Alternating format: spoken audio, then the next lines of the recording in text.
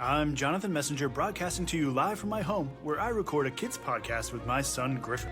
John dreams of inspiring other parents to create something with their kids. American Family Insurance is helping to make that dream happen right now. Dad, what else does a monster look like? It was so huge. John's podcast began at home, and your dreams can too. Learn more about American Family's home insurance at mfam.com. American Family Insurance. Insure carefully, dream fearlessly. American Family Mutual Insurance Company, SI, and its operating company, 6000 American Parkway, Madison, Wisconsin, 53783. Who's in line for a big portion of Des Bryant and Jason Witten's targets in Big D? Where should you be scooping up the newest Saint Terrence Weston draft? And how will the Cleveland backfield play out in 2018? Plus, a league champ of 7 FFPC main events and Football Guys leagues, Greg Kanter, co-hosts the show with me tonight to break down Marquise Lee's potential, what your strategy should be in Football Guys leagues if you skip drafting tight ends early, and much, much more. We've got a great show for you. Greg Kanter is here. I'm Eric Balkman. Stick around. Your special edition Eric Balkman show of the High Stakes Fantasy Football Hour starts now.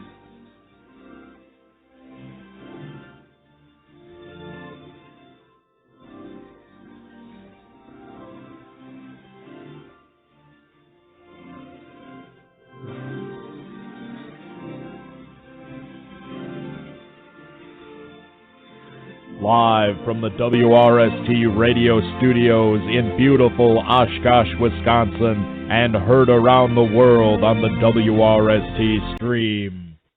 It's the Eric Balkman Show.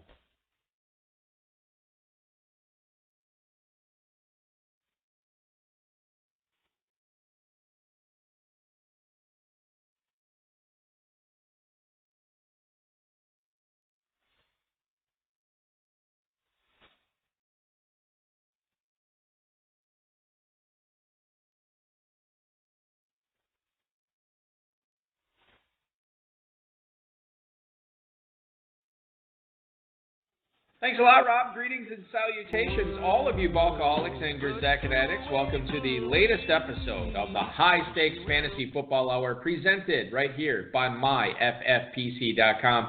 I'm your slightly above average host, Eric Balkman. My normal co-host is the patron saint of fantasy football, the Dizzle, Dave Grzak. But sitting in for Tim tonight is a guy who has been playing fantasy football since the early 90s and has turned that success into 7 FFPC main event and Football Guys league titles. He's co-hosting the show with me tonight. You know him as Crack Rock in the FFPC draft rooms. Please welcome into the show, Greg Kanter. Greg, thanks for doing the show with me this week, man. I really appreciate it. Thanks for coming on. Eric, thank you. Thanks for having me. I'm looking forward to it. Here's my goal tonight, because I know I checked before the show started.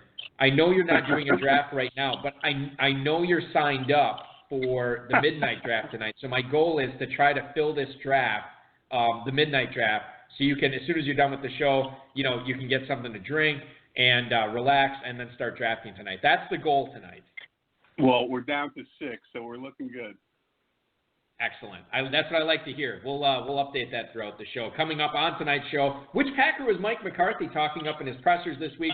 Who would you rather have this year, Tariq Cohen or Kerryon Johnson? We'll get to that and much more tonight. Shout out to the chat room right now. If you have any questions for me or for Greg, post them in there. You can also connect with us on Twitter at HSFF Hour. I'm at Eric Balkman. And you can post on our Facebook page, facebook.com/HSFF Hour. Give us a call at 347-426-3682. That's 347-GAME-OVA. And, of course, the email box is highstakesfantasyfootball@gmail.com. Bryce is busy commissioning a bunch of drafts tonight, so he is off. But our mutual friend and producer, Rob, is doing double duty, producing as well as audio engineering tonight.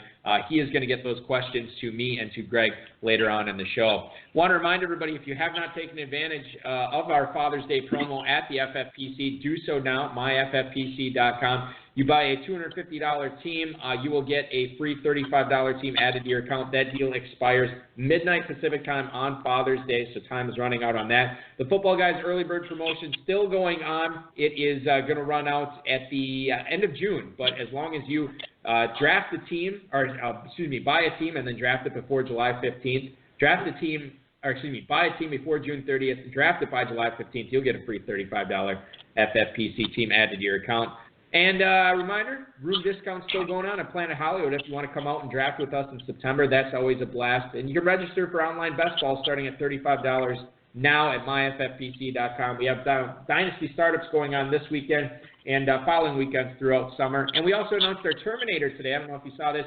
The Terminator grand prize was raised from $10,000 to $25,000. It is a $100,000 prize pool, $350 for a team. You get a $50 discount if you are buying a 3-pack as well. MyFFPC.com is where you can check that out. That is a fun format. If you don't know about it, check it out. It's a lot of fun. Well, it's going to be a lot of fun tonight. It's picking the brain of Mr. Crack Rock, Greg Kanter. He won 7 main event and Football Guys leagues over the years. Let's get to you, my friend. Tell the listeners what you do for a living. Well, I live in New York City all my life, and I work for J.P. Morgan Chase. This is I'm managing director there, and been there for quite some time.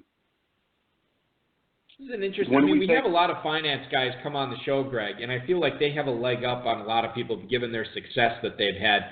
Not only does this job probably give you the freedom to manage your rosters and manage your teams and draft when you want, but I think like as far as like number crunching, you're a little bit ahead of the curve of the rest of the Football Guys drafters. You probably are able to apply some of the stuff that you do on your day-to-day job to making sure that you're optimizing your Football Guys teams as well.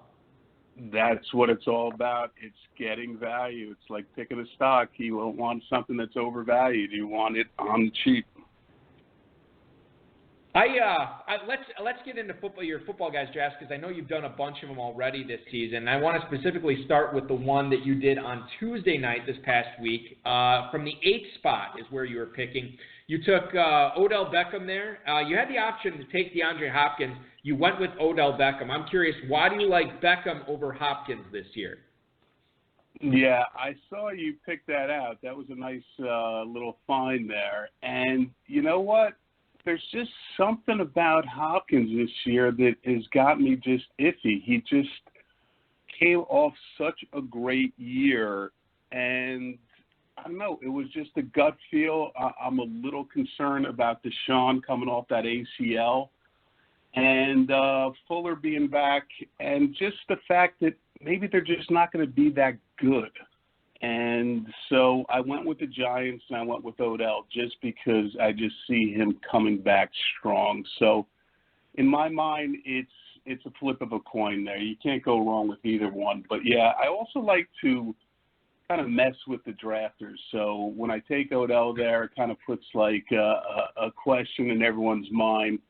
I did it when I took Barkley with the 3rd pick in one draft, and everyone just freaked out and was off their game. So maybe I shouldn't be telling that to everyone. Yeah. Well, you know, I'll tell you this: it's always good when, you know, right when the draft starts in the first round, you can put everybody on tilt, and you know, if they're not prepared for seeing something like that, it's kind of in the back of their mind. Okay, well, that domino fell. What's the next, you know, bomb that's going to go off in round 2 or round 6 or round 10, you know, so it's one of those things. The other thing to mention about Beckham over Hopkins for a lot of people who think that Hopkins is the slam dunk choice over Beckham. Remember, Odell Beckham last year was being drafted as like a top, you know, 2 or 3 overall pick, sometimes overall number 1 in redraft. And we talk about this on the show all the time. Getting proven players off down years is some of the best ways to build a juggernaut. So I think that makes some sense that you're getting all that value on Beckham at the 8th spot there. It makes a lot of sense to me to pick him over Hopkins.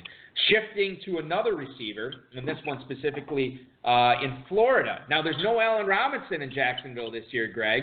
He's up in Chicago catching passes for Mitchell Trubisky. So that's going to mean more targets for guys like Marquise Lee. Now, you made sure you grabbed him in this same Tuesday night draft. You took him at the 10:08, or excuse me, it would have been the 10:05. 3 rounds ahead of his ADP. Tell me why you like Marquise Lee a little bit more than a lot of Football Guys drafters so far this season. Yeah, you know, I'm looking at the draft right here, and, yeah, I did take him kind of early there, and I'm just looking, you know, what it was, this draft was weird because the wide receivers just kept going early, which was kind of not what was normally going on, and I think it was because I started with Odell Beckham, and then just usually the running backs go early. So right there, my thought was, one, I like the number one wide receiver on the team. So if you're the number one guy, you move up my rankings. So just because, everyone loves this ADP, but I got to go with the gut. And last year I saw a connection, and I saw Bortles looking to Lee as his Odell, basically. So for me, with Allen Robinson gone, he steps up to become that Allen Robinson now at Jacksonville. Go get your guys, says Greg Kanter, and I totally agree with him. A 7-time FFPC main event league and Football Guys league champ joining me on the High Stakes Fantasy Football Hour tonight. Yeah, I mean, and the other thing, too, with Marquise Lee, and I think you and I are of one mind on this one, even though Jacksonville went out and signed Dante Moncrief in free agency, you believe that pre-existing connection between Lee and Bortles supersedes Moncrief, and that Lee will still be the number one receiver in Jacksonville this year. Oh, 110%. You saw it last year. I mean, Marquise Lee was phenomenal at USC. He was a talent. And I think he's just going to look at this as, well, you see how fired up he gets after every catch also. So to me, he's a clear number one. Now he's going to put another chip on his shoulder. And Dante, Moncrief, that doesn't bother me at all. I mean, I don't even know how they paid him $10 million. To come over, I guess because they saw Allen Robinson leave. But to me, again, he's more of a tight end wide receiver than a quick, lightning fast guy like Marquise Lee. I'm glad that Dave Gerzak is not here tonight because it's enough that you and I are piling on Dante Moncrief. We don't need Dave to pile on Dante Moncrief as well. But I'm with you on Lee, man. It makes a lot of sense. Now, you've already talked about having a number one overall pick this year. I know you've had at least a couple. But in one of your Football Guys drafts, you had the number one overall. You used it on Todd Gurley. Now, Todd Gurley, I will say, is not an unusual 101 pick this year. In fact, according to FFPC ADP, he is the de facto 101 choice this year. However, if you talk to a lot of high-stakes players, they'll say that there's not really this consensus at 101 this year like there has been in years past. I've seen Le'Veon Bell go number one overall. I've seen Antonio Brown go number one overall. Saquon Barkley, as you already mentioned, Greg, has gone overall to you and some other drafters as well. So there's a lot of different ways that you can go with the one pick this year. You went Gurley. Is that the way that, I don't want to say this is the one that you would use the 101 on Gurley every time because you obviously haven't. But why is Gurley more often than not your 101 this year? Yeah, I haven't gotten the one, and I don't like the one because, as you said, there's interchangeable guys. I actually thought about taking Le'Veon Bell. You took the words right out of my mouth just because he's so proven. And, again, when guys come off these blockbuster years, just for some reason to follow it up the next year is always, just like Gurley came off that, crappy year the year before and ended up being the greatest. So, yeah, I agree with you. It's up there, but it was kind of like a no-brainer. Just let me put Gurley in there and then just see what I get on at 2-3. So for me, 1-2 is Bell and Gurley, hands down, just because he started catching balls again. So that's the key was his receptions made him a clear number one now. It's not like you've attacked the tight end position early in your drafts, or at least in all of them. And I'm curious because I know you've done it at least once. What would you advise high-stakes players in the FFPC or Football Guys drafters if they don't take a tight end at all in the first 8 rounds, that they punt the position completely, maybe they draft a quarterback but loading up on backs and receivers there? How many tight ends do you suggest that they load up on after round 8 if they have 0? To try and hit on at least one good starter, maybe 2 starters that you can stream throughout the year? Is there a specific number that they should shoot for? Well, it's funny you say that because I rarely take a tight end early, and I don't like to give away my secrets, but that's just one of my strategies, and I know how important tight end is in this, at 1.5 points per reception. And what I've done, and you can look at some of my drafts, I mean, I'll actually go out and I'll just start scooping up tight ends, and I literally sometimes take 5 or 6 tight ends and get ridiculous, and then people call me out in the draft saying, you're being ridiculous. But I look at it as this: you need, if you're not going to take in the first 8, you're going to have to need at least 4, and and just increase your odds of one of those guys going to hit. And more often than not, someone will come out, or more often than not, you'll have to stream. So I don't have a problem with that. I would say 4 is a good number, especially with 20 rounds in your guys' draft. So that gives you the opportunity to take even more. I've always been, I obviously don't draft in the FFPC or the Football Guys draft, and for the first time ever, I was in a tight end premium league last year, and I'm like, okay, this is great. I have a leg up on the competition. I see what these high-stakes players are doing with the FFPC. And then I think what I ended up doing is I took like one in like the 5th round or 4th round, something like that. And then I grabbed another one in like round 8. And then in round 11, I grabbed one too. So I got 3, and it worked out. It was like Jimmy Graham, Austin Safarian-Jenkins, and I can't remember my other one was. I think it was like Austin Hooper, somebody I caught or somebody I wasn't really counting on or whatever. But I would say, like, if you draft one early, it's semi-early, 3 seems to be a good number. If you ignore it initially, it seems to me like 4, especially drafting right now, 4 is such a good number because you're going to have a pretty good idea of what these tight end roles are going to be come that first preseason waiver wire that runs in the Football Guys Players Championship or after week 1 of the season. And you can easily dump 1, maybe 2 of these guys and go for those hot waiver wire pickups, be it a running back, a receiver, a tight end, or something like that. It gives you that flexibility, and it gives you those bullets in the chamber to know, like, okay, look, I may have ignored the position early, but I got 4 on my team, and I just really need to hit on 1 initially. So that makes a lot of sense there. Let's shift the talk to wide receiver here for a second, specifically Detroit. Golden Tate, Marvin Jones. They finished as the wide receiver 11 and wide receiver 12 last season. Outside of the Detroit Lions losing Eric Ebron to free agency, Greg, not a lot has changed in that passing offense specifically. I know Matt Patricia is now the head coach there, but he's more of a defensive guy. Jim Bob Cooter is still running that offense with Matthew Stafford at quarterback. Are they both good values on their ADPs right now? Because Golden Tate, despite being wide receiver 11 last year, going at the end of the 5th round, and then Marvin Jones, wide receiver 12 last year, he's going at the start of the 6th round. So to me, that screams value. What about for you? Have you been getting these guys in your drafts? Oh yeah. I've been hoarding these guys left and right, and it's just weird how some top wide receiver 2s just kind of get thrown out, with the baby in the bathwater, and you can find great value in Tate. And look, Marvin Jones had an incredible year last year, and again, here's a situation where you actually have 2 number 1s on the same team. I mean, they're different, but they're both going to get their targets because there's really no one else. And you saw Stafford love these guys. He chucked it up to Marvin Jones deep every single game. And then you had Tate underneath for at least 10, targets a game. So I really like these guys, and you're getting value at 5-6. Absolutely. You can have Golden Tate outproduce any of some of these guys going higher. Adam Thielen, Allen Robinson, Alshon Jeffries. I have no problem waiting on those guys at 5-6.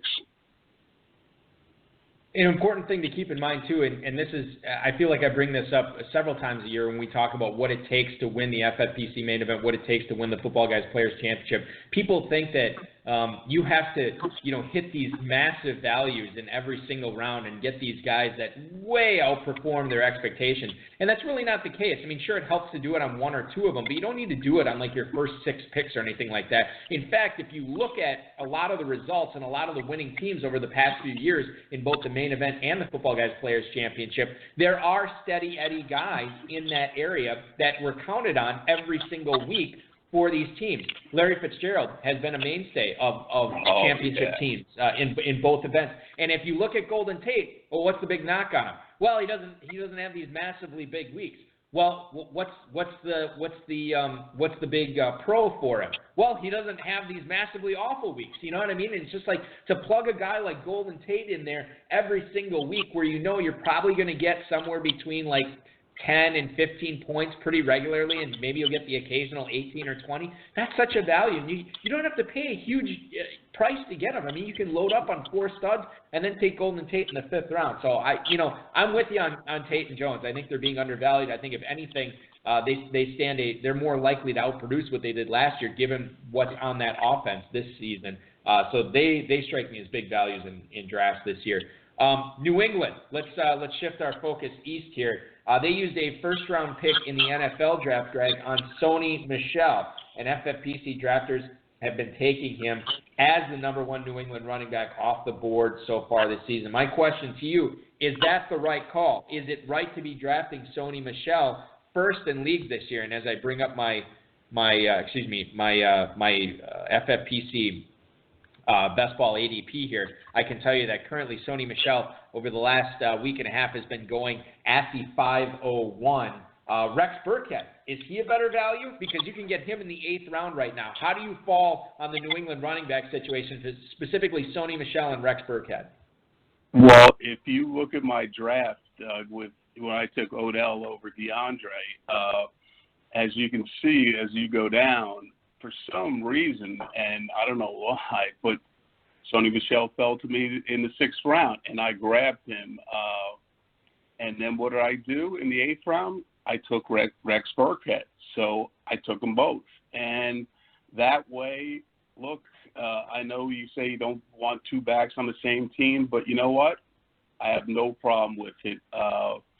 Clearly, to me, Michel has the biggest bust-out potential. I mean, Belichick, I've known New England. I'm a Jet fan, so I know them. They never draft a running back in the 1st round. So if Belichick went out and got him, and you saw him in the championship game, this kid is going to catch passes left and right. Deion Lewis got shipped out, and he's just going to go into that role. And, again, 4 or 5 catches a game equals 10 points without even blinking an eye. So, for me, I've even reached for him in the 4th round. So I'm really high on him, and I hope no one's listening. So they don't. Everybody's drafting right now. Nobody's listening. Yeah, exactly. But they know. I mean, look, he is leaps and about, has bigger upside than Rex Burkhead. Burkhead is going to be consistent. Who knows what's going on in the goal line there? I don't know what that signing was with the guy from the Bills who came over, Gillislee. But Rex Burkhead, he's, another Phillips said screwdriver that does everything. So these guys do everything. I don't like to outthink Belichick, but I know that his running backs produce and they catch a ton of swing passes. And to me, that's what I want from a fantasy football. I need that PPR. I need them catching the ball. Greg Kanter, a winner of 7 FFPC main event football guys leagues over the years, joins us on the High Stakes Fantasy Football Hour tonight. I am, of course, Eric Balkman. Let me ask you this, Greg. As long as we're talking about rookie running backs here, you talked up Sony Michel. I don't know if he's your choice here, but if I said outside of Saquon Barkley, who is the next best rookie running back this season? Is it Michel? Is it Geis? Is it Rashad Penny? I'll throw in Ronald Jones, Royce Freeman in there. If I was to look into the Kanter crystal ball, into the Crack Rock crystal ball here, who is the number 2 running back at the end of the 2018 season? It is, without a doubt, Sony Michel. And I'll put my money where my mouth is. I have to have him in at least 30 to 40% of my drafts, and I continue to get him. And I do it solely because of his pass-catching ability. The pass-catching ability for running backs is so important. Though, the rookie running backs this year is changing. The whole thing is upside down. These guys are reaching for these running backs early and often, and it's crazy. So that lets you get value like a Golden Tate and Marvin Jones in the 5th, 6th round because these rookie guys are going 2, 3, and 4. So It's really interesting. It's really interesting, and that's the trend for me this year is the rookie running backs. Everyone is reaching for these rookie running backs like it's going out of style. So I'd like to avoid it, but again, in this draft, I took Darius Geis in the 3rd round. So, right. It's weird. You just, you got to go with your gut sometimes. ADP, I don't buy that. And I like other people using it, and I like not using it. So I like to be the contrarian. That's what I'm all about. Yeah, going to get your guys as long as your scouting and your player evaluation is correct. You'll get a lot of good values and definitely do better than the average fantasy player. I'm glad you brought up that with trends as far as 2018 drafts go, as in comparison to 2017 trends, because I have noticed that as well. I've noticed the rookie running backs being pushed up draft boards. And I always kind of think like when you're having drafts in like May or June, I kind of think it's like the dynasty guys like not, shifting out of dynasty mode slowly, whereas the rookies are still getting pushed up. And I didn't know if that was the case again this year. But like you said, like when you talk about compared to last year, these rookie running backs are still going super high. Geis is, just look at the ADP right now. Geis is going in the 3rd round of FFPC best balls right now. Ronald Jones, a guy, this is interesting. Yeah. I was going to bring this up. Ronald Jones is a guy, and I don't know if you get the Football Guys daily email today, they called him a guy, an RB4, which to me means top 48 running back. And he's being selected in the mid-4th round. So he's being pushed up, even after Tampa has said that, Peyton Barber is going to get some of the touches in the backfield as well. Sony Michel, 501. Royce Freeman at the 502 this year. You know what I mean? And Rashad Penny still going at the 312. This is a guy that, we weren't before the NFL draft, we weren't really talking about Rashad Penny being like a bell cow, and all of a sudden he's going at the end of the 3rd round of Football Guys and FFPC drafts, so far this season as well. So it's not a dynasty thing. It is not because people are, slowly shifting out of dynasty mode into redraft mode. This is real. It's here to stay. And I think if you want one of these, want to get a piece of these rookie running backs, you're going to be paying a premium. Or you can do what Greg is doing and taking advantage of guys like Marvin Jones falling, guys like Golden Tate falling for sure. So that makes a lot of sense. I wanted to get to some listener interaction here with you, Greg, because we had some people email in and actually tweet at us tonight regarding your appearance on the show. First of all, I'll go to Twitter right now at @the_Gilds, Gildz,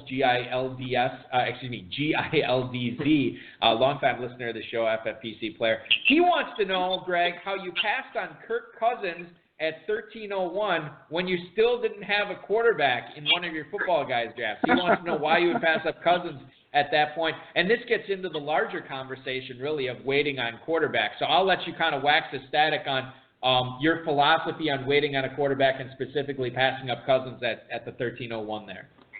Yeah, well, that's again, that listener is right on. I am really the king of that. I wait on quarterbacks because there's tremendous, there's 30 some odd teams, and everyone's drafting 2, so there's tremendous value late. I mean, there's a couple guys that are going really late, and I don't want to mention them, but, Winston, Rivers, I mean, it's crazy. And on top of which, I don't like Cousins in Minnesota because of the style of offense they play. I know they were, a great team, but they like to play defense and run the ball. So, Washington was this like shoot 'em out type of behind, 35, 34 type of games.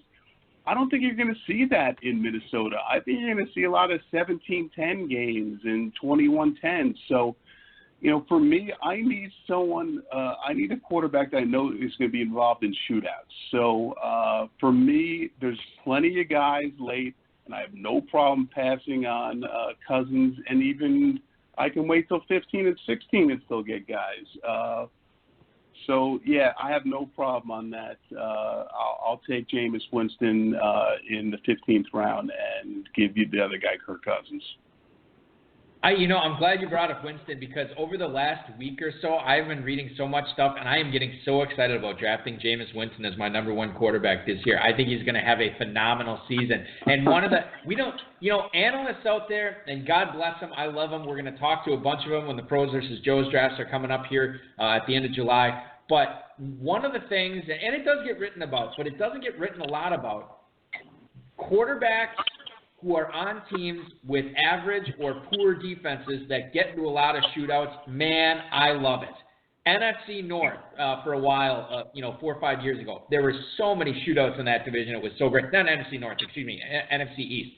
And now I think you could make the case the NFC South might be that right now. And Winston is ripe for these shootouts with Matt Ryan, these shootouts with Drew Brees, these shootouts with Cam Newton. I mean, it's so exciting. And, Winston he's not, on occasion he's lasted, deep into the, 14th, 15th round. But, on average, he's still going in the double-digit rounds. You can get a dominant team in front of him and still get Winston to lead your squad. I really like him this year for sure. So I'm with you on waiting on quarterback. And Kirk Cousins, too. You touched on this. He does not have a bad defense behind him. Not only does he have one of the best defenses behind him in the NFL, he has one of the best running games in the NFL with the return of Dalvin Cook. And Latavius Murray, by the way, a player that many people had written off, actually looked pretty playable in several games last year when Cook was out. So you look at Murray and you look at Cook, you look at that offensive line, which took a big step forward last year. I don't know if Kirk Cousins is going to be counted on, at least his arm is going to be counted on as much as it was in Washington. So I'm with you on finding better options than Kirk Cousins. Let's get to some emails here, at least a couple of them here for you, Greg. First one is from Keith in Hartford, Connecticut. He writes, Dear Crack Rock, who do you like as the better value this year? Isaiah Crowell in the 8th round or Bilal Powell in the 13th? Good luck in football, guys. That is Keith in Hartford, Connecticut. I don't even know how you fall on this. Have you been drafted, or maybe you've been avoiding this situation completely? But do you like Crowell in the 8th better than Powell in the 13th, or vice versa, Greg? Yeah, look, you hit right in my heart. I'm a diehard Jets fan forever, and being with all these Giant fans here in the city, it's tough. And that is just an ugly situation written all over it. You got a team that is, I don't like either of them. In fact, I just read today that Elijah McGuire's look great. So there's a third back there as well. So, granted, I took Powell in the 16th round in this particular draft. So taking Crowell in the 8th round and Powell at 12 is absolutely craziness to me. I just think that's one of the backfields to avoid. I never liked Crowell. I hated the signing. I just think the Jets are going to be just awful. So the amount of rushing touchdowns they get, they may rush for maybe 8, 9, 10 touchdowns tops. So I avoid the situation. But if I had a gun to my head, the best value there would probably be, I don't know. I'd go with Elijah McGuire in the last round and see what you can do with him. Yeah, I'm glad you brought this up, because Stump Mitchell, the Jets running backs coach today, not only did he say Eli McGuire's been looking good, he said there's shades of LaDainian Tomlinson to his game. Right. LaDainian Tomlinson, Hall of Famer. LaDainian Tomlinson apparently being compared to Eli McGuire, who, by the way, is going in the 27th round of FFPC best balls. I don't know, based on what you've heard from Stump Mitchell today, do you envision yourself taking McGuire in more 19th and 20th rounds of Football Guys drafts going forward here, Greg? Yeah, again, it's such a reach. The amount of rushing touchdowns the Jets are going to get, and now you got to split it between 3 guys, no thank you. Don't give me any of that. I don't want them. I'd much rather get my backup running backs for my starting running backs. That's another thing another secret where I don't know why I'm telling this. When I drafted Darius Geis, I'm taking Perrine in the 18th round, just in case he hits the skids. So, That's what you really need to do in those late rounds, is not look for a third round back, but just, back up who you drafted in the third, fourth round. I think and by the way, I'm kind of with you on drafting a third string running back in a 20-round draft. That's tough to do. But here's the thing to pay attention to. The Jets can actually save $4+ million if they cut Bilal Powell before the season starts. And obviously, Bilal Powell is he doesn't have a ton of tread on his tires, but he is getting up there in age. If he were to go down in training camp, or if the Jets were to cut him, and then McGuire immediately steps in as that backup, boy, all of a sudden he's looking pretty attractive.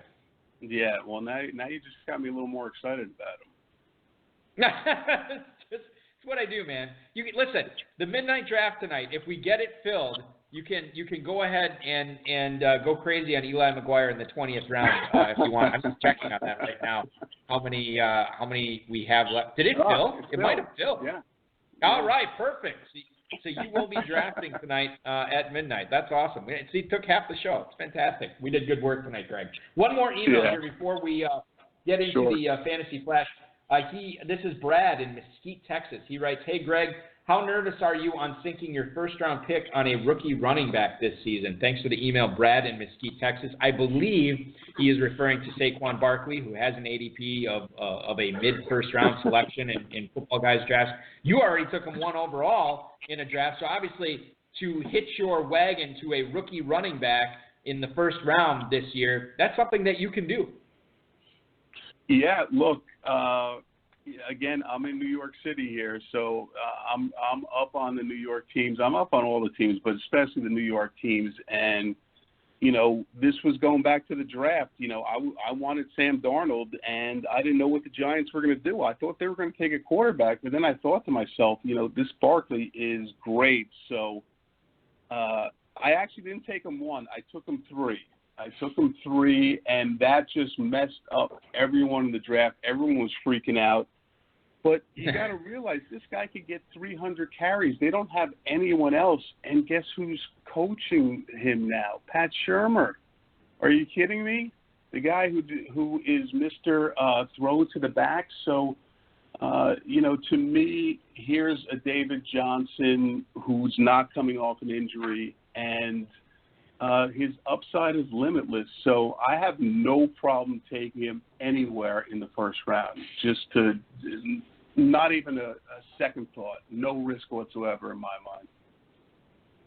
One of the things to keep in mind too, and this is I believe ESPN.com's injury expert Stefania Bell brought this up. For anybody who is nervous about taking sinking an early round pick into a rookie running back, and I understand there's some trepidation with that. They've never done it before. They could be a bust, and my team might be sunk if I miss on them.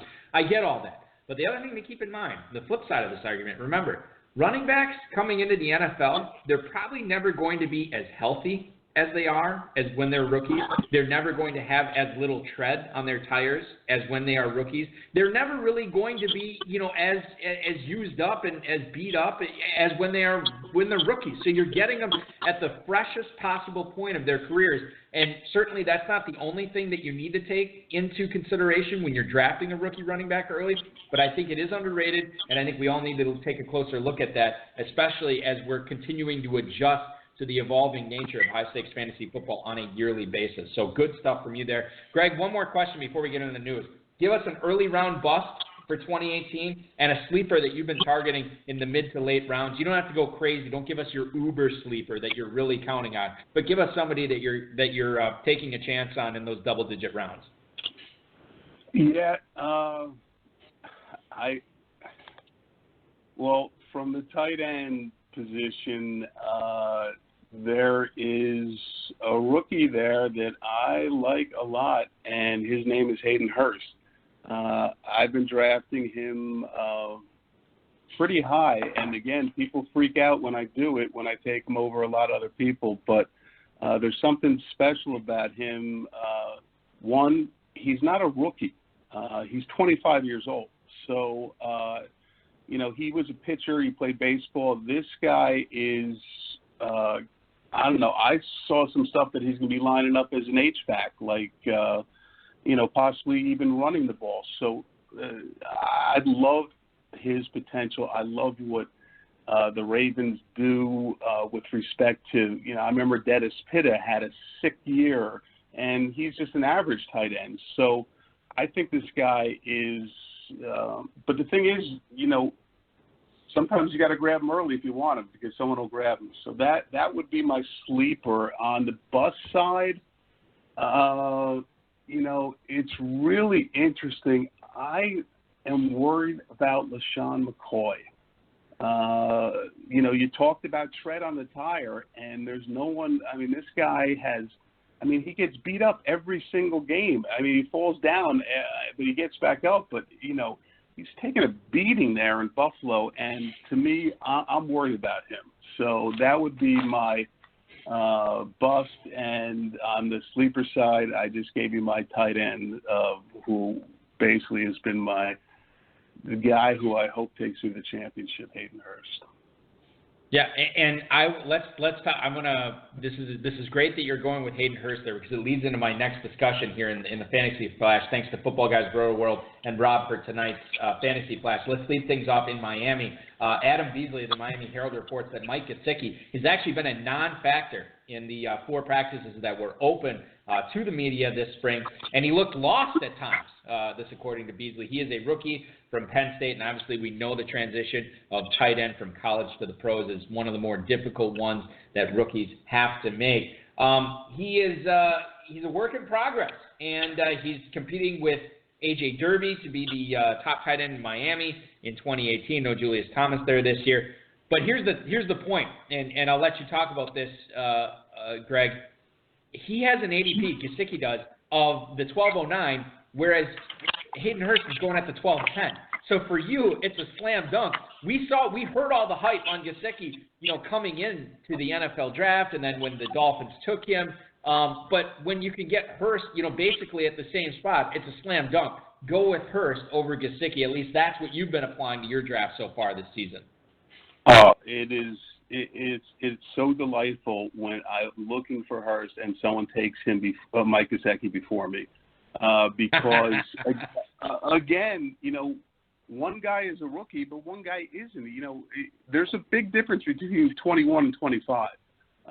He's a lot more mature. He's been through the professional ranks, and I really think he is going to get a lot of targets this year. Whereas, Mike, he's coming from Penn State. It's so tough because tight ends need to block. They need to do everything else. So it's hard to get those targets. And again, that's what it's all about is targets. And for me, Hurst maybe gets 60, 70 targets. Gesicki, lucky he'll get 40. So right there alone, I have double the targets for him. So that's a no-brainer in my book. Yeah, you look at the Baltimore pass catchers there this year. Remember, Danny Woodhead has retired. He is gone, and they don't really have an electric pass catcher in the backfield. I mean, I guess Buck Allen's there, but he's not like a world beater as far as the passing game goes.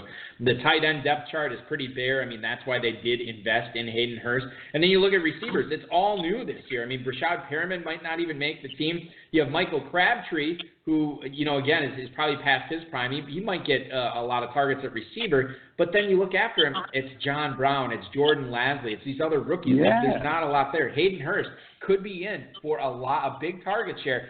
You're talking about an FFPC premium league to get a 25-year-old tight end in the 12th round. That's rare, and it's something that obviously, Greg, you would say it's something that owners need to be taking advantage of. Let's move on and talk about the situation in Dallas because they no longer have their Hall of Fame tight end there. Jason Witten has been, he's retired. They've cut Des Bryant. And John Machota from the Dallas Morning News says that he thinks Ezekiel Elliott should be in line for even more touches, especially in the passing game. In 2 seasons, that's 25 games, Ezekiel Elliott only has 58 catches. But maybe he reaches 58 this year alone, given that there are not as many pass catchers there as there have been in previous years. How have you fallen on Ezekiel Elliott in the first round? Have you grabbed any shares of him this year? And how significant can his role in the passing game be with no Des Bryant and no Jason Witten, Greg? Well, when I hear stuff like that, it just makes my mouth water.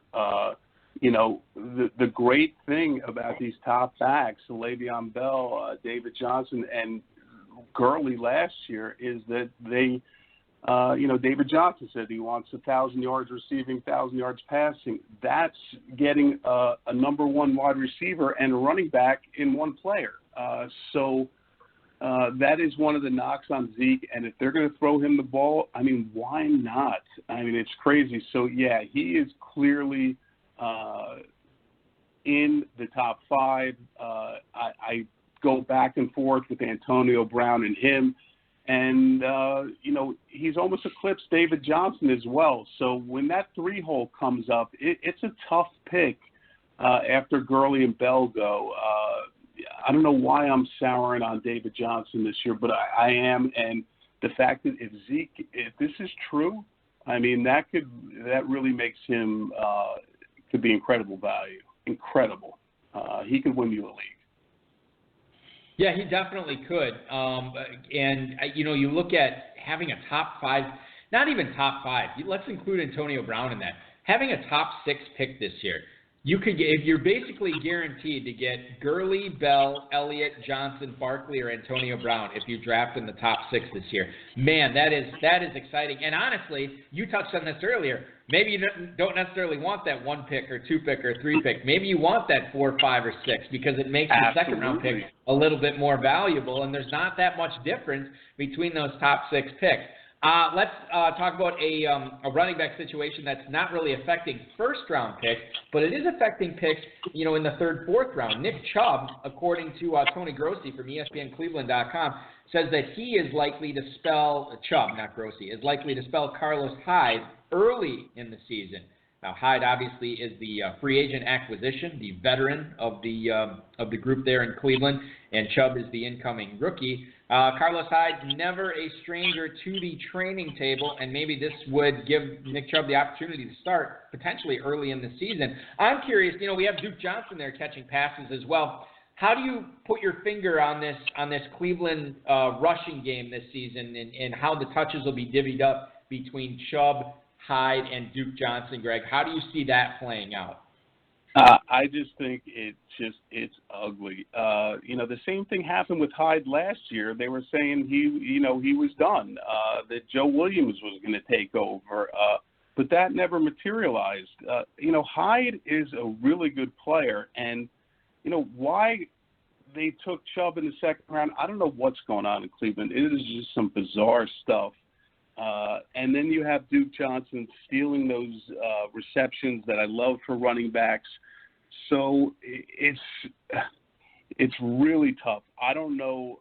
I really don't like anything going on in Cleveland right now, but I do like Hyde's value as he's dropped now, and you can get him late and potentially, could be a starter and, get 200 carries and some passes and some touchdowns. So as much as rookie running backs do it, when they come into a situation when you have a veteran like Carlos Hyde there, it's just, again, I avoid it like the plague. I don't like this situation at all. I don't know what's going on in Cleveland, but I like Hyde getting the value late in 7th, 8th round. So if he's there, I'll scoop him up. And then I'll take Chubb. If I do take Hyde, I'll grab Chubb, maybe a couple rounds later to protect him.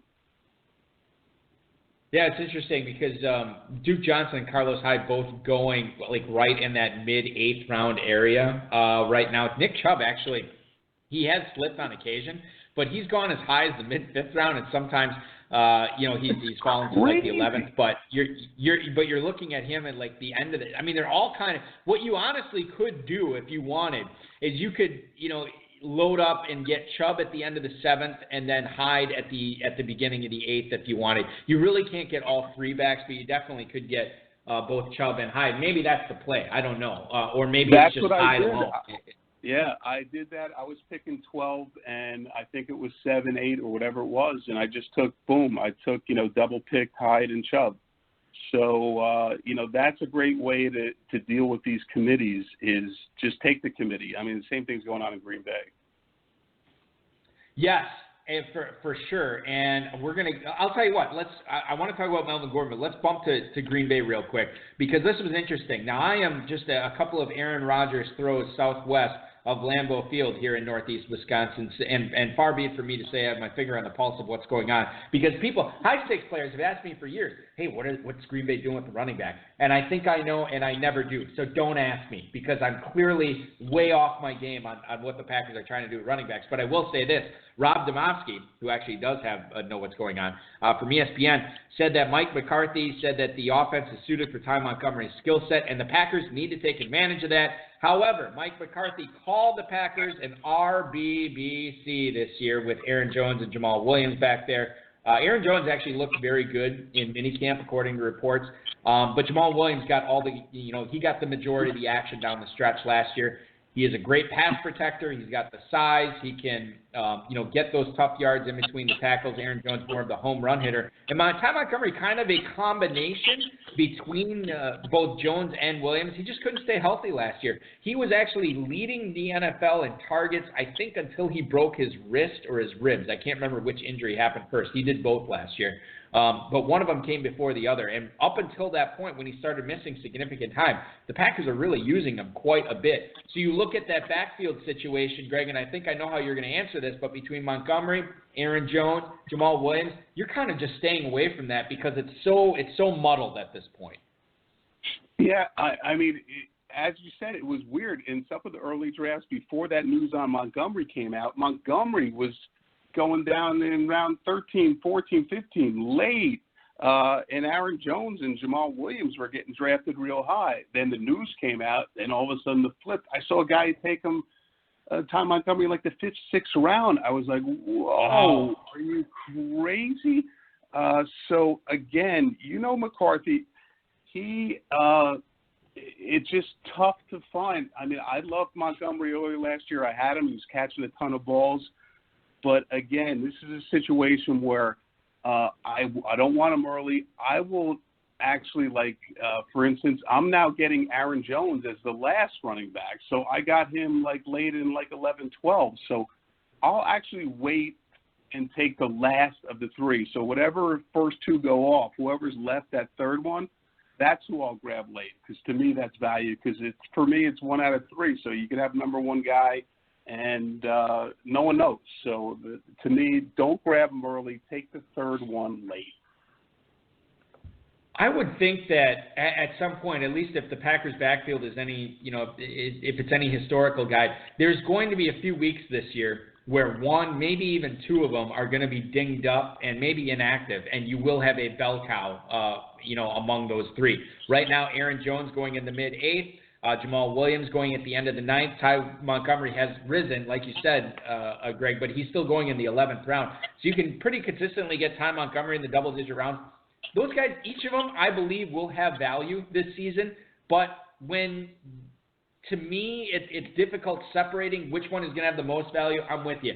Take the one that's going last, and you'll probably reap the similar benefits if you would have waited, or if you would have drafted the first guy or the second guy. So that makes a lot of sense there. It's been a running back heavy show tonight, and I'm going to stick to the backfield in Los Angeles here and talk Chargers. Melvin Gordon could actually be receiving a bigger role in the passing game in 2018, according to Ken Wisenhunt. This was a report posted on ESPN.com earlier this week by Eric D. Williams.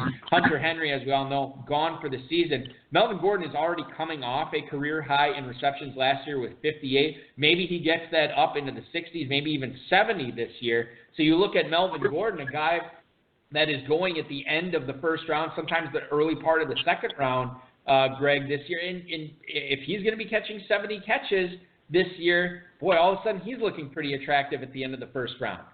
Oh, absolutely. I mean, that's where everyone is, I don't want the 12th pick. The 12th pick's the worst, blah, blah, blah. No, it's not. Every pick has value if you can find that value. And, again, you saw last year Melvin Gordon, all of a sudden, he had a couple games. We had 10 catches, or 10, targets. So, that just goes back to my theme. I will take him over Leonard Fournette all day long, just because Leonard Fournette doesn't catch the ball like Gordon does, or a Kareem Hunt. You know, that is so important to have your running back catch the ball and getting a 1-point PPR. I mean, think about it. That's 10 yards rushing on one catch for one, or even if it's 0 yards. So, yeah, the receptions is key, and that's where I rank running backs, is who's getting the receptions. And again, going back to my Sony Michel and my sleeper there. So, yeah, I like Gordon, and you're getting great value at the end of the first round.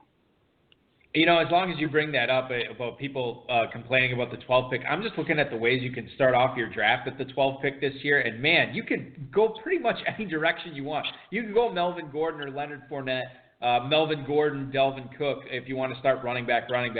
You could pair Gordon or Fournette with either Travis Kelce or Gronk. And, Greg, I'm sure you've seen this a bunch this year. There's a lot of people with that 12th pick drafting Kelce and Gronk at that turn there. You could start off with Julio Jones, Keenan Allen, or Melvin Gordon, Julio Jones, or Melvin Gordon, Keenan. I mean, there's so many different – Michael Thomas, too. He's another guy. There's so many different ways that you can go with that 12th pick this year. I really, you know, as much as we talk about how valuable the top 6 picks are this year, the end of the first round, not looking too bad either. We are coming up against the hour here, and we have so many emails. Well, we don't have so many emails, but we got a decent amount of emails to get through. Let's get to as many as we can tonight here, Greg, and go to John in Columbus, Ohio.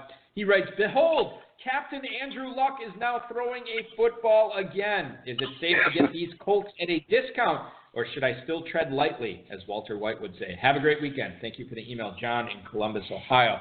So, Greg, Andrew Luck, for the first time in 500-plus days, he was throwing a high school football. We saw it was later reported that he has been throwing an NFL football. How do you evaluate Andrew Luck right now as far as what he is going to do this season, and how does it spread out to the pass catchers, the T.Y. Hiltons there and Jack Doyles and everybody, Eric Ebron, like that? How do you evaluate these Colts and drafts right now? It's a big problem. This is a major, major problem. People are not paying attention to this. They think he's going to be fine. But, you know, this has been a lingering injury. And, you know, when it comes to the shoulder, I mean, you take one hit and you're done. So I am down on the Colts. The running back situation there is awful. The wide receivers, yeah, of course, Hilton's great, and you're going to get value in the third, fourth round. But, again, this is just a bad team. I don't like it. And I want players on teams that are, I know you can put up 21, 24 points a game, and I don't see that in Indianapolis. I don't like Luck. People are taking him high again. That's fine. You know, to me, the risk isn't worth the reward here. We talked about it earlier, man. I mean, it's just waiting on quarterback. That does not – drafting Andrew Luck in like the 9th or 10th round does not fit in with, you know, stacking your team with backs and receivers. When you can get – I mean, guys going after Andrew Luck right now, Marcus Mariota, Jameis Winston, Matt Ryan. I mean, all the – Derek Carr, you can make a case for. Dak Prescott. Even guys super late. Mitchell Trubisky is going obviously after him as well. So, I mean, to skip Andrew Luck and stack a different player, a different running back, a different receiver, a different tight end there, to me, for me, it's a no-brainer. I mean, I'm going to have to see some pretty – amazing knock your socks off stuff in the preseason for me to sink a pick in the Andrew Luck. And at that point, I'm probably not getting him anyway because he's going to rise up the ADP. So I am with you on that one. Frank in Long Beach, California. Hey, Balky and Crack Rock, where would you draft Terrence West in a Football Guys draft right now? Thanks, guys. Thank you for the email, Frank in Long Beach. I don't know about you, Greg. I have not seen Terrence West go in a Football Guys draft yet. I know he is going in the 22nd, 23rd round of FFPC 28-round best balls right now. I don't know if I'd be using a Football Guys in a 20-round draft with a managed roster. I don't know if I'd be drafting Terrence West at this point, even though he should be the Mark Ingram of the Saints offense for the first 4 weeks of the season. Yeah, I don't buy it. This whole thing, you know, he came in late. It's just, you know, there's so many. There's those last picks are valuable. You can't, you know, get a guy that's going to be after 4 or 5 games is gone to the bench for good. So don't waste your pick on him. You know, grab a late tight end or something else, or grab another quarterback there, or look for a wide receiver. He's undraftable in my opinion. Yeah, I'm totally with you. It makes perfect sense to me. You can get guys like, D.D. Westbrook, Mike Wallace, James Conner, all those, James Washington, all guys going in the 20th round right now of FFPC leagues. I like all those guys easily better than Terrence West. Jim in Greensboro, North Carolina writes, Dear Rory and Tiger. I think two guys that missed the cut at the U.S. Open today. I read that Jordan Wilkins was looking good and even getting some first-team reps in Indy's minicamp. Is he a must-get given his 16th round ADP? That is Jim in Greensboro, North Carolina. I don't know how you feel about this, Greg. Here's what I don't understand. I see all these analysts out there writing about Nyheim Hines and how he's a must-get. You got to get him in your leagues this year. Okay, I can buy into that. It makes sense. He's fairly cheap. He goes in like the 13th, 14th round right now. I'm on board with that. He's going to catch passes. I love that in a running back. I'm not too high on Jordan Wilkins. What I don't understand is why isn't Nyheim Hines' ADP rising? Why aren't more people drafting him in Footballguys leagues and FFPC leagues? Because if you look at where he's going right now, it's not super high. He's ascended to the mid-12th, and this is with everybody talking about him. This is with his hype train building. I'm still all over Nyheim Hines in the 12th. Jordan Wilkins in the 16th, whatever. Marlon Mack is still there. But Hines, I think, is the guy I'm looking at in the Colts backfield. Yeah, it is without a doubt just one of the, people just get these news stories and then they'll draft it, because I just saw him drafted as well. So, again, you got to remember also Marlon Mack is coming off a shoulder injury. So, here's a situation where, no one likes Hines. Hines is going late, and he's a scat back 5'9". He's a guy who, may catch 4 or 5 balls a game. So, he has a floor under him. Again, Wilkins is a pounder. Is not knocking my socks off. I don't like him. I don't want to waste a pick on him. If I drafted Marlon Mack, maybe I would take him. That would be my only way I'd take him. I'm just looking here through the ADP of all the running backs being drafted, and there's 47 running backs being taken before Nyheim Hines in drafts right now. It's just like, it is crazy, and that is such a slam dunk pick in the 12th round for me right now. It's just people. I don't know what I need to tell you. Maybe it's going to take a tweet from Evan Silva. Whenever Evan Silva tweets about a guy, it seems like his ADP goes up like 2 rounds. So maybe that's what it'll take. Yeah, but at this point, grab Hines while you can. Yeah, he's Tariq Cohen. Well, okay, perfect. And Tariq Cohen is being drafted in the 6th round. So yes. There's tremendous value there. This is a great segue here for you, Greg, because our next emailer is Kenny in Rochester, New York, and he wants to know, who would you rather invest in as a backup running back on your high-stakes teams this season, Tariq Cohen or Kerryon Johnson? Thanks, Greg and Balky. Kenny in Rochester, New York. Thank you for the email.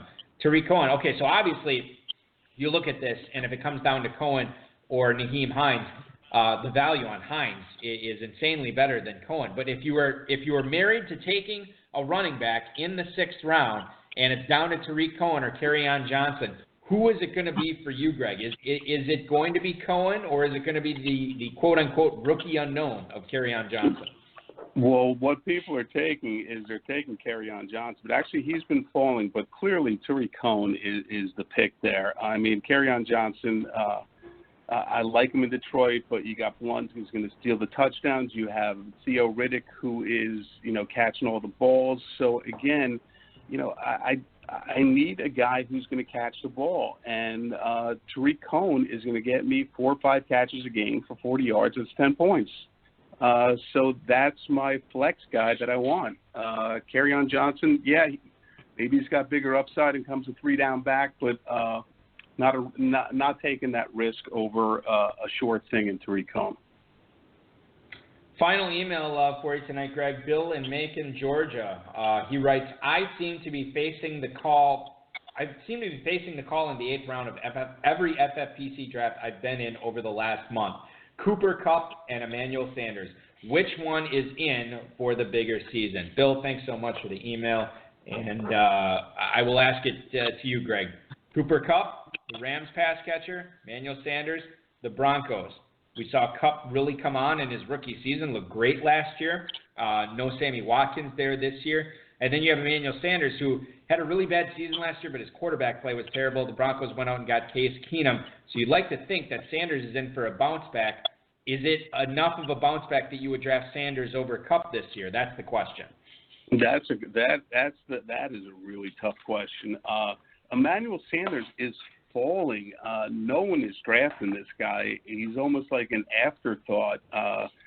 So there is tremendous value in Emmanuel Sanders, and he does put up good numbers. But again, give me the youth, give me Cooper Kupp. He's a possession guy, and I like what the Rams are doing. They're going to score a ton. I'm a lot more confident in the Rams scoring than Denver all day long. So give me Cooper Kupp and give me his floor rather than Emmanuel Sanders' reach or ceiling. So I'll take Cooper Kupp there all day. Yeah, I would too. I mean, it's a close call, but more often than not, I feel like I'm taking the ascending talent in Cooper Kupp over Emmanuel Sanders, who, yes, the quarterback play should be better, but Emmanuel Sanders is another year older, and I don't know how long he is for that offense with Denver investing not only in Cortland Sutton, but Deshaun Hamilton this year as well. So, and Sanders, I believe, is a free agent after this season. So I don't know if he plays into their future plans. If things get awry early in the season, maybe they give the younger guys playing time, something that you have to worry about with Sanders. You don't have to worry about it with Cooper Kupp. Greg Kanter has been my co-host tonight on the High Stakes Fantasy Football Hour. He has won 7 FFPC main event and Football Guys League championships, and maybe he will be winning another one tonight, Greg. 50 minutes you will be drafting, roughly 50 minutes of the midnight draft tonight. Thank you so much for coming on the show. Hopefully you're nice and prepped for the draft. You can get a glass of water and a sandwich or something like that, prep for that draft, get enough energy up, and go ahead and dominate that one. Thanks so much for coming on tonight. I really appreciate it. Best of luck to you in all of your drafts this year. This was a pleasure, man. Thanks so much for coming on. Awesome time. Anytime you want me back, you let me know. Will do. Greg Kanter, ladies and gentlemen, the 7-time FFPC main event and Football Guys Players Championship League winner, co-hosting tonight. That was good stuff. I feel like this show tonight, really, it moved at a fast pace. And maybe it was just me, but hopefully you guys got a lot of information. I always like it when the guest is like, I really shouldn't be sharing this. I'm giving away my secrets. I hope nobody's listening. I love it when they say that, because whatever they're about to say next is something we should all put on our memory banks, because this guy is a proven winner, and if he's sharing something that he feels like he shouldn't be, you probably should be putting that into practice for your drafts this season. So that is going to do it for our show tonight, ladies and gentlemen. I want to thank Greg Kanter. Crack Rock, if you ever seen him in the draft room, tell me you heard him on the High Stakes Fantasy Football Hour. He's in a bunch of Football Guys drafts. He'll be drafting in the main event coming up in August and September as well. I want to thank the FFPC, Rob, Bryce, and of course each and every one of you for once again hanging out with me on this Friday night. Dave Gerzak, the Dizzle, will be back next week. We will have him back in the studio, and it'll be another great show as we're getting prepped.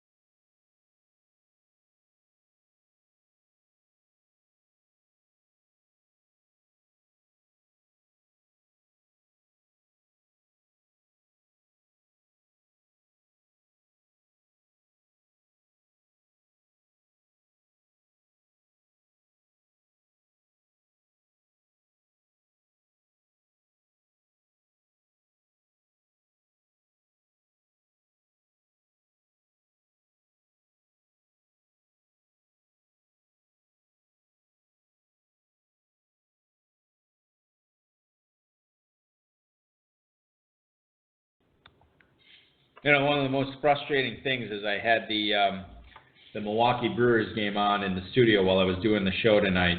One of the most frustrating things. I'm going to the game tomorrow, and they put up 13 runs tonight.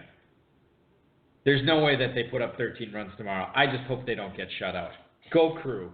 Thanks for listening, and I'll talk to you again next week.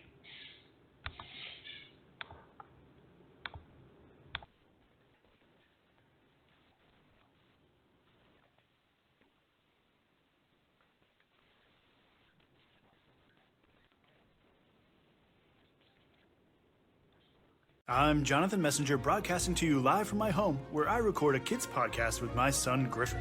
John dreams of inspiring other parents to create something with their kids. American Family Insurance is helping to make that dream happen right now. Dad, what else does a monster look like? It was so huge. John's podcast began at home, and your dreams can too. Learn more about American Family's home insurance at mfam.com. American Family Insurance. Insure carefully, dream fearlessly. American Family Mutual Insurance Company SI and its operating company 6000 American Parkway, Madison, Wisconsin 53783. I'm Jonathan Messenger, broadcasting to you live from my home, where I record a kids podcast with my son Griffin. John dreams of inspiring other parents to create something with their kids. American Family Insurance is helping to make that dream happen right now. Dad, what else does a monster look like? It was so huge. John's podcast began at home, and your dreams can too. Learn more about American Family's home insurance at mfam.com. American Family Insurance. Insure carefully, dream fearlessly. American Family Mutual Insurance Company SI and its operating company 6000 American Parkway, Madison, Wisconsin 53783.